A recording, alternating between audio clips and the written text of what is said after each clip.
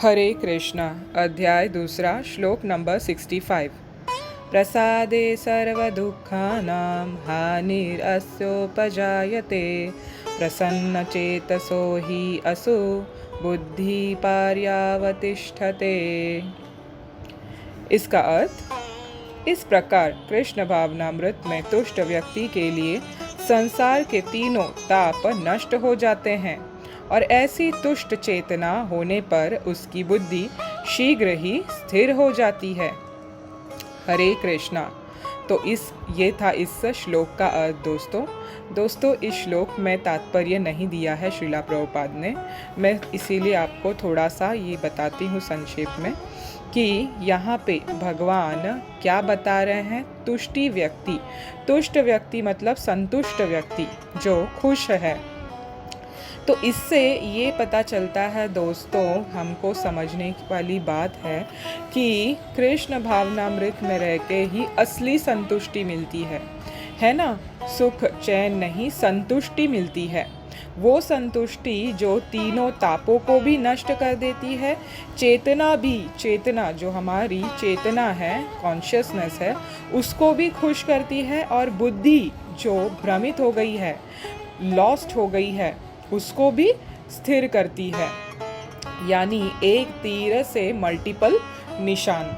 इतना कृष्ण भावनामृत करके हमें इन सब चीज़ों का लाभ मिलता है।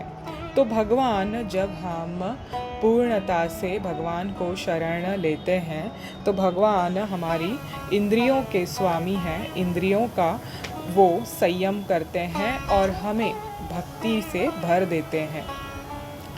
तो यहाँ पे प्रसादे जो लिखा है, ये प्रसाद है जो हर किसी से हर तरह से देखा जा सकता है। इसका मतलब मैंने आपको पहले भी बताया था, कॉजलेस मर्सी, अहेतुकी कृपा। प्रसाद, कृष्ण प्रसाद, वो आपके चरणामृत से भी हो सकता है और कर्णामृत जो अभी हम पान कर रहे हैं उसको कर्णामृत कहते हैं, हियरिंग, श्रवणम। तो ये भी है। तो ये मिलना दोस्तों, ये कोई सहज नहीं है, ये बहुत मुश्किल बात है, मगर संतों की कृपा से हमको ये सहजता से मिल जाती है।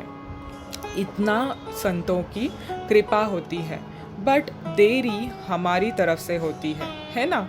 हम हमेशा आगे पीछे देखते रहते हैं कि ये मेरे लिए ठीक है कि नहीं, वो मेरे लिए ठीक है कि नहीं। इस चक्कर में पूरा जीवन निकल जाता है और हाथ कुछ नहीं लगता। प्रायः आप देखोगे रोज़मर्रा के जीवन में कि लोग बिल्कुल खुश नहीं है। संतुष्टि तो छोड़ दीजिए, खुश तो बिल्कुल ही नहीं है।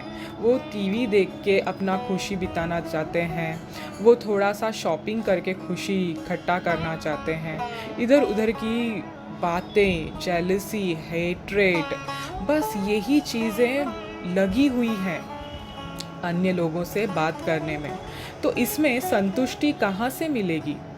संतुष्टि तभी मिलेगी जब हम स्थितप्रज्ञ होंगे, अपने आप में संतुष्ट होंगे, अपने इंद्रियों को काबू में लाकर भगवान की शरण में जाके उनकी भक्ति करेंगे। आप खुद ही देख लीजिए, भगवत गीता सुनते सुनते आपकी चेतना अभी इतनी तो दृढ़ हो गई होगी कि आपको थोड़ा सा समाधान और शांति तो प्राप्त होती होगी, है ना। इसमें तो आप झुठला नहीं सकते, क्योंकि ये ऑटोमेटिक हो जाता है। इसमें ना कोई मैंने चमत्कार किया है, ना कुछ और बाहरी वे से कुछ हुआ है, एक्सटर्नली कुछ हुआ है। ये पूर्णता से भगवान श्री कृष्ण की कृपा से और उनके भक्तों की कृपा से, श्रीला प्रभुपाद और मेरे गुरु महाराज श्री श्रीमद राधा गोविंद महाराज जैसे वैष्णवों की कृपा से हमको मिल रहे हैं। ऐसे अनेक संत हैं दोस्तों हमारे भारतवर्ष में, जो हम जैसे जीवात्माओं का उद्धार करना चाहते हैं, पर हम हैं कि आगे बढ़ते ही नहीं हैं, बस अपनी तकलीफ़ें ही गिनाने में रहते हैं। ये सोचते नहीं है कि हमें सॉल्यूशन ढूंढना है, तकलीफ़ नहीं गिनाना है लोगों को, है ना। तो ऐसे ही एक आपको चीज़ मुझे बताना है कि हमें जब तपस्या करना है तो हमारे जो कार्य है उसको, उसमें जो मलिनता लगी हुई है उसकी सफाई करनी है। तो सफाई कैसे होगी? घर की सफाई करते हो आप, दिवाली होती हो तो सफाई करते हो ना, है ना? वैसे ही सफाई करते हो आप, हर चीज़ की सफाई होती है। तो वैसे ही हमारी अंतःकरण की सफाई कब होगी? उसमें क्यों देरी लगाना? सबसे ज़्यादा ज़रूरत तो हमारी अंतःकरण शुद्धि होनी चाहिए, जिसके मुताबिक हमें गति मिलेगी, अच्छी बुरी या जो जैसी हो, मगर गति तो मिलनी ही है शरीर छोड़ने के बाद। तो क्यों ना अच्छी गति के लिए अच्छा प्रयास करें, साधु संतों का बात सुन के तपस्या करे, जप करे, तप करे, दान करे। तो तपों में सबसे श्रेष्ठ व्रतों में आता है एकादशी का व्रत। दोस्तों, आप अन्य देवी देवताओं का किसी का भी कोई भी व्रत कीजिए, आप कितनी सारी व्रत हैं दुनिया में, वो करे या ना करे उससे कोई फ़र्क नहीं पड़ता, क्योंकि वो भौतिक चीज़ों के लिए, लाभों के लिए हम करते हैं। मगर एकादशी का व्रत जो है ना दोस्तों, ये व्रतों का राजा माना गया है। ये हर जीवात्मा को करना ज़रूरी है, कंपलसरी है। ये करे या ना करे में नहीं आता है, ये करने में ही आता है। ये इम्पॉर्टेंट है, क्योंकि ये हमारी क्या है, पाप नाशिनी और मोक्ष प्रदायिनी व्रत है। ये हमारे पिछले जन्मों के और ये जन्मों के पाप नष्ट करने में इसमें सक्षमता है दोस्तों, इस व्रत में। और आगे हमारी भक्ति फलित हो, प्रज्वलित हो, प्रोग्रेस करे, एडवांसमेंट करे, उसकी बढ़ाई करने के लिए इसमें ताकत है, क्योंकि ये स्वयं भगवान स्वरूपिणी है, विष्णु स्वरूपिणी है। तो कल का दिन एकादशी है दोस्तों, जिसको मोक्षदा एकादशी कहते हैं। तो इस एकादशी का मैं आपको महत्व बताऊंगी और इसके पीछे का कहानी भी बताऊंगी। तो आइए चलिए एकादशी का कथा सुनते हैं और मोक्ष की प्राप्ति करते हैं।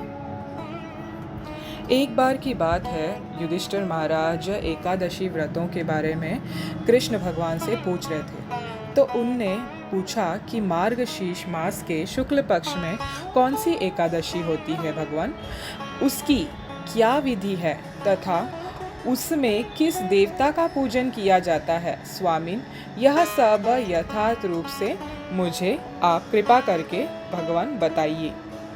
तो इस प्रश्न पे श्री कृष्ण भगवान ने युधिष्ठिर से कहा, हे नृपश्रेष्ठ, मार्गशीर्ष मास के शुक्ल पक्ष की एकादशी का वर्णन करूंगा, जिसके श्रवण मात्र से वाजपेयी यज्ञ का फल मिलता है। उसका नाम मोक्षदा एकादशी है, जो सब पापों का अपहरण करने वाली है ना दोस्तों। देखिए राजन, उस दिन यत्न पूर्वक तुलसी की मंजरी तथा धूप दीपादि से भगवान दामोदर का पूजन करना चाहिए। भगवान दामोदर का पूजन करना चाहिए। पूर्वतत विधि से ही दशमी और एकादशी के नियम का पालन करना उचित है। मोक्षदा एकादशी बड़े बड़े पातकों का नाश करने वाली है।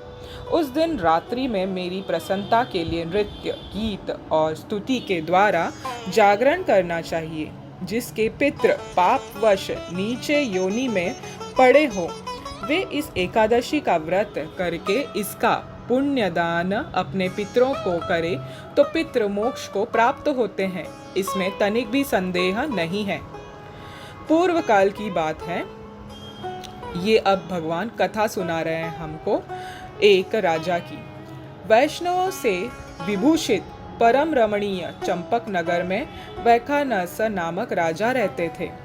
वे अपनी प्रजा का पुत्र और पुत्रियों की भांति पालन करते थे। इस प्रकार राज्य करते हुए राजा ने एक दिन रात को स्वप्न में अपने पितरों को नीच योनि में पड़ा हुआ देखा। उन सबको इस अवस्था में देखकर राजा के मन में बड़ा विस्मय हुआ दोस्तों, और प्रातः काल ब्राह्मणों से उन्होंने उस स्वप्न का सारा हाल कह सुनाया। अब राजा बोले ब्राह्मणों को, ब्राह्मणों, मैंने अपने पितरों को नरक में गिरा हुआ देखा है। वे बारंबार रोते हुए मुझसे यूं कह रहे थे कि तुम हमारे तनुज हो, इसीलिए इस नरक समुद्र से हम लोगों का उद्धार करो। द्विजवरों, इस रूप में मुझे पितरों के दर्शन हुए हैं, इससे मुझे चैन नहीं मिलता। क्या करूं, कहाँ जाऊं, मेरा हृदय रो रहा है।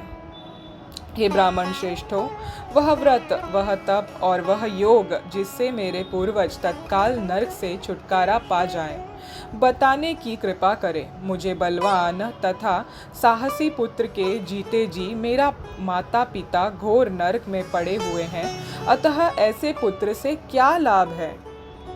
अब राजा के इस संकट से ब्राह्मणों ने कहा, हे राजन, यहाँ से निकट ही पर्वत मुनि का महान आश्रम है, वे भूत और भविष्य के भी ज्ञाता है। हे नृपश्रेष्ठ, आप उन्हीं के पास चले जाइए।